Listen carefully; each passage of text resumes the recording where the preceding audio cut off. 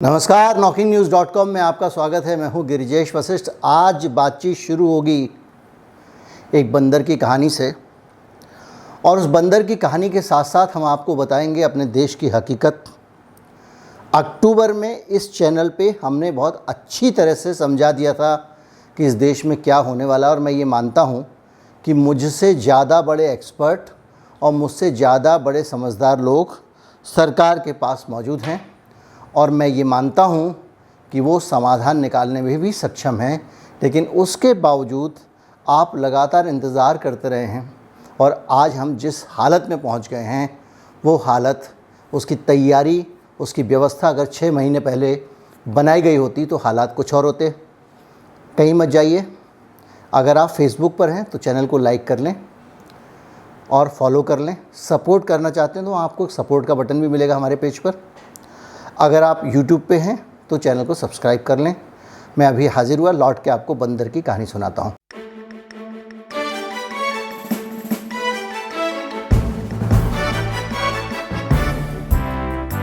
बंदर की ये कहानी नई नहीं है, ये पुरानी कहानी है। और कहानी ये है कि एक बंदर जो था उसको जंगल में वो किसी तरह से चुनाव जीत गया। उसने शेर से भी ज़्यादा वोट हासिल किए, और उसके बाद में उसने ये कहा कि मैं अब कमाल करके दिखाऊंगा। और कमाल करने के बाद उसको बहुत सारा उसने आश्वासन दिया कि आज से कोई भी शेर खरगोश का शिकार नहीं कर पाएगा। अगर खरगोश का शिकार करेगा तो शेर को मैं सजा दूंगा। बंदर ने हिरण को भी कुछ इसी तरह से आश्वासन दे दिया, बहुत सारे आश्वासन दे दिए। उसके बाद में जब वो गाँव, जो जंगल के जानवर थे, जब शेर के आतंक से त्रस्त हो गए तो बंदर के पास पहुँचे। बंदर ने कहा, मैं कुछ कर रहा हूँ, चिंता मत करो, करता हूँ। दूसरे दिन फिर पहुँचे तो जैसे ही वो लोग बंदर के पास जाते थे, बंदर जल्दी जल्दी पेड़ के ऊपर चढ़ता था, पेड़ से उतरता था, चढ़ता था। वो लोग कहते थे कि भाई क्या हुआ, शेर तो हमें खा जा रहा, हमारे 4 साथियों को खा गया। हिरण बोला हमारे 2 साथियों को खा गया, तो आप क्या कर रहे हो, आपको तो हमने वोट दिया था। तो बंदर ने कहा, देखो भाई, अब आपके सामने मैं ऊपर नीचे चढ़ रहा हूँ, उतर रहा हूँ ना, मेरे प्रयासों में तो कोई कमी नहीं है। ये ठीक इसी तरह से हमारे देश का अमला काम करता है, हमारे देश की सरकारें काम करती हैं, और हमारे देश का सिस्टम काम करता है। सबको पता है कि दिक्कत आने वाली है, सबको पता है गर्मी आने वाली है, सबको पता है कब गर्मी आएगी, सबको ये पता है कि उस वक्त कितनी बिजली की ज़रूरत होगी, और सबको ये पता है कि बिजली बनाने के लिए कितने कोयले की ज़रूरत होगी। अक्टूबर में ही हमने बाकायदा पूरा खाका खींच के आपके सामने रख दिया था कि इस देश में बहुत ज़्यादा गर्मी में बिजली की किल्लत होने वाली है, बल्कि पहले से ही किल्लत खड़ी हो जाएगी। कई सारे वीडियो बना के मैं आपको हाल भी बता चुका हूँ। अब मैं आपको आज का हाल बता रहा हूँ। हालत ये है कि कब बिजली आपकी ठप हो जाए आपको नहीं पता है, और सरकार के पास में एक ही जवाब है, मेरी मेहनत में कोई कमी तो नहीं है। और ये सारी जानकारी आपके सामने मैं रखूँगा। यूपी का जो सोनभद्र है, वहाँ पे जो बिजली घर है, वहाँ 3 यूनिट में कोयला उत्पादन ठप पड़ा है। 995 मेगावाट की 3 इकाइयाँ बंद हैं। हरदुआगंज परियोजना की 105 मेगावाट की और 660 मेगावाट की जो इकाइयाँ हैं उनमें उत्पादन ठप पड़ा हुआ है। 220 मेगावाट वाली एक इकाई में सोमवार को उत्पादन लगभग नहीं, पूरी तरह शून्य रहा। कोल इंडिया ने कहा है कि कोल इंडिया ने जो कहा है, ये सुनिए, ये बंदर आप थोड़ा सा ध्यान रखिएगा। बिजली संयंत्रों में कोयले की कमी के मद्देनज़र कोयला, बिजली और रेलवे मंत्रालयों के साथ तालमेल किया जा रहा है। हाँ, बिजली घर बंद पड़ा हुआ है और आप अभी तालमेल कर रहे हो। ये तालमेल आपने साल भर पहले क्यों नहीं किया? साल भर पहले भी यही हालत थे। और साल भर छोड़ दो, कम से कम अक्टूबर में जब ये तस्वीर साफ़ हो गई थी, जब मैंने आपको खबर बताई, उसके बाद मैंने देखा कि कई मीडिया हाउसेस ने भी वैसी ही खबर रिपोर्ट की है। मैं ये नहीं कहूँगा कि उन्होंने मेरी खबर ली है, लेकिन ये खबर वाइडली रिपोर्ट हुई। और उसके बाद में कोयले का भंडार बढ़ाने के लिए कुछ व्यवस्था करनी चाहिए थी। आज आप रेलवे से बात कर रहे हो कि भाई साहब हमको रैक दे दो। रेलवे आज रेल लाइनें बना रहा है जल्दी से कोयला पहुंचाने के लिए, और ये बता दूं, ये आज बन रही है, ऐसा नहीं कि अगले साल ही आपके काम आएगी। जैसे ही बारिश होगी, मौसम थोड़ा ठंडा होगा, इस काम को एक तरफ डाल के फिर वो बारिश और बाढ़ राहत और वो दूसरी चीज़ों में प्रशासन लग जाएगा। आज बाढ़ राहत पे काम नहीं करेगा। 6 महीने पहले बिजली पे काम नहीं किया।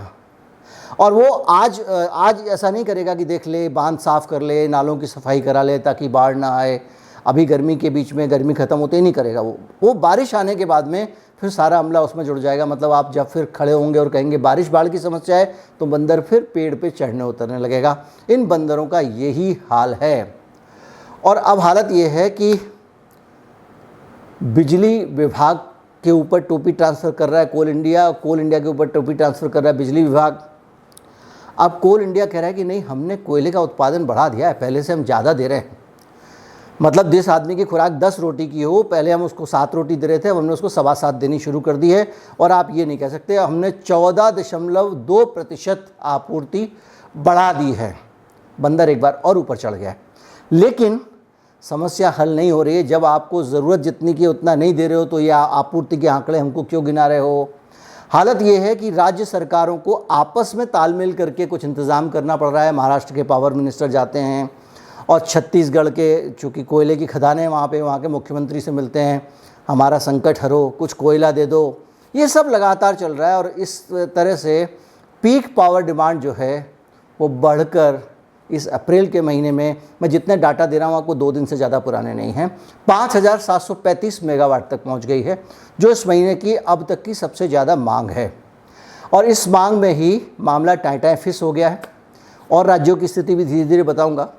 और ये टाइटाई फिश तब हो गया है जबकि अभी गर्मी उत्तर भारत में पूरी तरह से पड़ी नहीं है। अभी केवल दक्षिण भारत में गर्मी तेज़ हुई है, उत्तर भारत में गर्मी पड़नी शुरू हो गई है। लेकिन जो मई जून की तेज़ गर्मी होती है, जब 45 डिग्री 47 डिग्री तक तापमान पहुंच जाता है, जब सबके एसी फुल कैपेसिटी पे चल रहा होता है, अभी तो आदमी 1 घंटे एसी चलाता है, कमरा ठंडा हो गया बंद कर देता है। और जब फुल कैपेसिटी पे एसी चल रहे होंगे, तब आप देखिएगा कि क्या हाल होने वाला है। 30 अप्रैल 2019 को पीक पावर डिमांड सबसे ज़्यादा 5,664 मेगावाट थी। और 1 अप्रैल 2022 से अब तक पावर की डिमांड में 2% की बढ़ोतरी हुई है, जबकि 1 मार्च के बाद से अब तक पीक पावर डिमांड में 42% की बढ़ोतरी हुई है। अगर मांग के मुताबिक बिजली की सप्लाई नहीं हुई तो राजधानी दिल्ली में भी बिजली कटौती देखने को मिल सकती है। ये आंकड़ा मैंने आपको इसलिए बताया, यानी पानी नाक तक पहुंच गया है। जब दिल्ली में भी बिजली की कटौती होने लग जाए तो समझिए दिल्ली इस मामले में बड़ा सेंसिटिव राज्य है। दिल्ली में एनडीएमसी है, उनका अपना बिजली घर है, पता है ना आपको। बिजली का सिस्टम खुद देखते हैं वो, क्योंकि एनडीएमसी को लुटियंस जोन देखना है। मोदी जी के बंगले की बिजली, बीजेपी मुख्यालय की बिजली, 10 जनपद की बिजली, सोनिया जी की बिजली, राहुल जी की बिजली, और भी तमाम सारी पार्टियाँ जो बैठे हैं, बड़े बड़े लोग, बड़े बड़े ब्यूरोक्रेट्स, इसके चीफ, उसके चीफ, इसके सेक्रेटरी, वही सारे लोग जो बंदर वाले, जो पेड़ पे चढ़ने वाले हैं, वो सब लोग वहाँ बैठे हुए हैं। लेकिन बंदर के घर सुरक्षित है, बंदर ने कांटे लगा रखे, वहाँ शेर नहीं आ सकता है। इसी तरह से इन जगहों पे बिजली की सप्लाई बाधित ना हो, इसलिए बहुत टेंशन है। तो दिल्ली में भी अगर पानी की, बिजली की किल्लत हो सकती है, कटौती का दौर देखने को मिल सकता है, तो आप समझिए बाकी देश का क्या होगा। अब इस बीच में बंदर के जो दोस्त हैं वो भी फ़ायदा उठाने लग गए। अडानी पावर लिमिटेड एकदम खुले में आ गया है। आज की तारीख में आप अडानी के साथ में एक समझौता कर लीजिए किसी चीज़ के लिए, या अंबानी के साथ में कर लीजिए, या टाटा के साथ में कर लीजिए, या आपका जो एयरटेल है उससे कर लीजिए। आपने अगर उससे 8 महीने का प्लान लिया हुआ है और 6 महीने बाद अगर दाम कम हो जाएगा तो वो आपको क्या बोलेगा? वो आपको कहेगा भैया आपने 8 महीने का प्लान लिया हुआ है, पहले तो इस प्लान को रद्द करो, नया प्लान बनाओ। हाउसिंग लोन लेते हैं, इंटरेस्ट रेट कम हो जाता है तो कहता है अलग से फ़ीस देनी पड़ेगी, तब मैं आपकी फ़ीस कम करूंगा।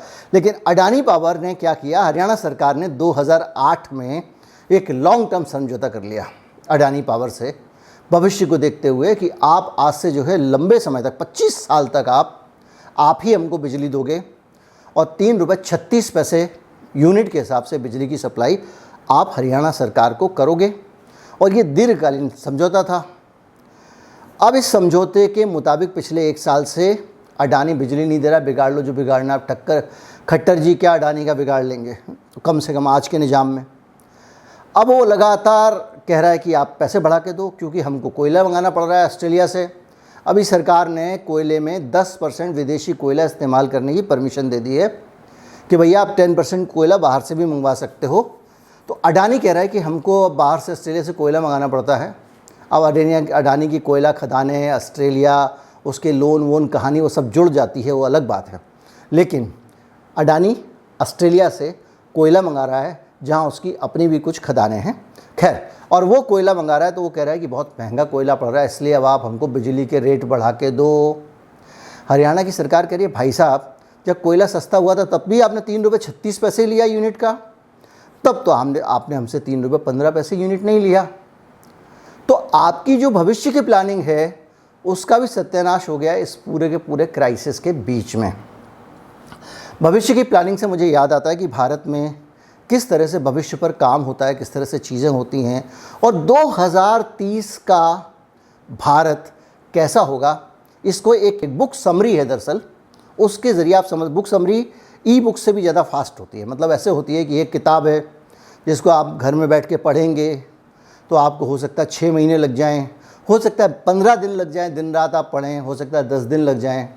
लेकिन क्या है कि इसमें उस किताब का निचोड़ निकालते हैं बुक समरी में, और उस निचोड़ को एक छोटे से कैप्सूल में, पूरी जो किताब का निचोड़ है वो एक उसमें डाल दिया जाता है समरी में, बुक समरी में, और ये ऑडियो फॉर्म में होती है। इस समरी को आप कान में लगा के ईयरफोन, और आपको जो काम करना है करते रहिए और साथ में ये समरी सुनते रहिए। और इस बुक समरी को मैंने देखा तो इसमें बहुत सारी तस्वीर दिखाई गई है कि 2030 का भारत कैसा होगा। अब वो लेखक के अपने तरीके से उसने उसको एड्रेस किया, और ये मैंने देखा कुक्कू एफएम के प्लेटफॉर्म पे। कुक्कू एफएम एक ऑडियो बुक का प्लेटफॉर्म है जहाँ पे आप तरह तरह की ऑडियो बुक, ऑडियो फॉर्मेट में बुक समरी और दूसरी चीज़ें हासिल कर सकते हैं, और उसके लिए आपको एक सब्सक्रिप्शन लेना होता है जो 399 रुपये का है।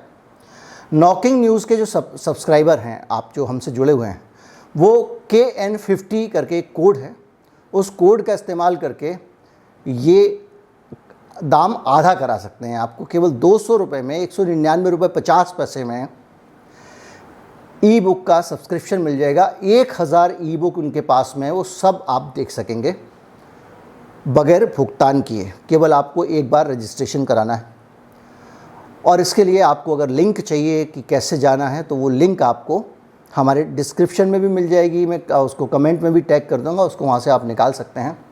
और इस वीडियो के प्रायोजक भी कुक्कू एफएम है।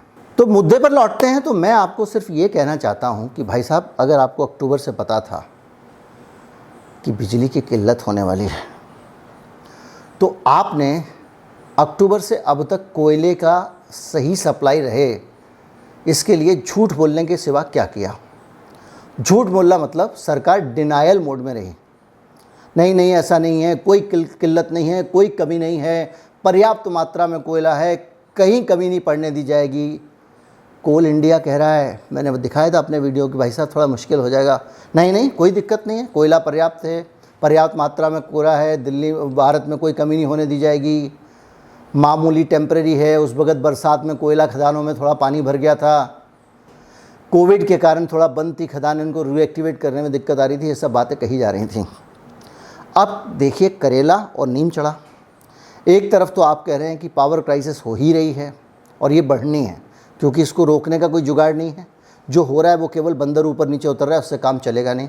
पंजाब की सरकार कह रही है कि हम जो है वो अलग तरह के कोयले की जगह कुछ और जला के बनाएंगे, पता नहीं उनका जो भी प्लान होगा, और उससे किल्लत दूर करेंगे। अलग अलग सरकारें अलग अलग चीज़ें कर रही हैं। हरियाणा सरकार अलग कर रही है, पंजाब सरकार अलग कर रही है, महाराष्ट्र की सरकारें अलग कर रही हैं। तो इंतज़ाम तो कुछ हुआ नहीं है, निकट भविष्य में कोई इंतज़ाम होने की उम्मीद भी नहीं है।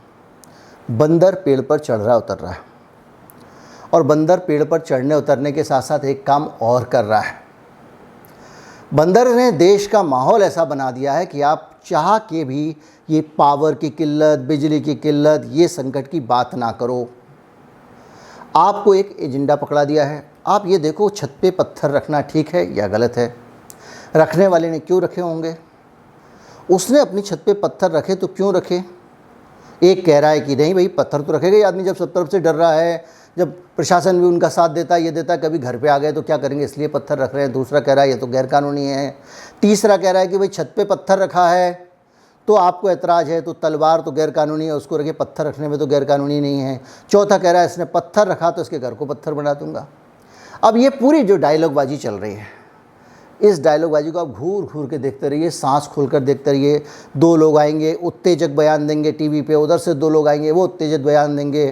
फिर अचानक ऐसा लगेगा कि कुत्तों की जो जंजीर होती है वो छूट गई है, आपस में भिड़ पड़े हैं। कभी कभी कोई घूसा वूसा लाद वाद भी चला देता है। और इस तमाशे में बंदर जी ने आपको व्यस्त रखा हुआ है। आपका ध्यान उधर है और इधर ये बिजली कट चुकी है। और तब कटी है जब ये जो बंदर जी हैं, इन्होंने एक दूसरा डर आपके अंदर और पैदा कर दिया है। और वो डर है कोरोना के केसेस बढ़ रहे हैं, केसेस बढ़ रहे हैं, केसेस बढ़ रहे हैं। अगर इसी तरह से केसेस बढ़ते रहे तब तो और मुश्किल हो जाएगी। आदमी बीमारी से जूझेगा या बिजली के संकट से। खैर जो भी है, हम नए भारत में हैं और नया भारत है तो अच्छा ही होगा। उम्मीद करता हूँ वीडियो भी आपको अच्छा ही लगा होगा। फेसबुक पे अगर आप हैं तो हमें फॉलो कर लें, चैनल को लाइक कर लें। वहाँ पर एक सपोर्ट बटन है, सब्सक्राइबर बटन है, उसके ज़रिए भी आप सपोर्ट कर सकते हैं। UPI ID डिस्क्रिप्शन में, उसके ज़रिए भी आप सपोर्ट कर सकते हैं। और YouTube पे अगर आपने घंटी वाला बटन नहीं दबाया है, कभी कभी मैं सरप्राइज़ के तौर पे एक्स्ट्रा वीडियो डाल रहा हूँ आजकल, आपको पता नहीं चलेगा। नमस्कार, जय हिंद।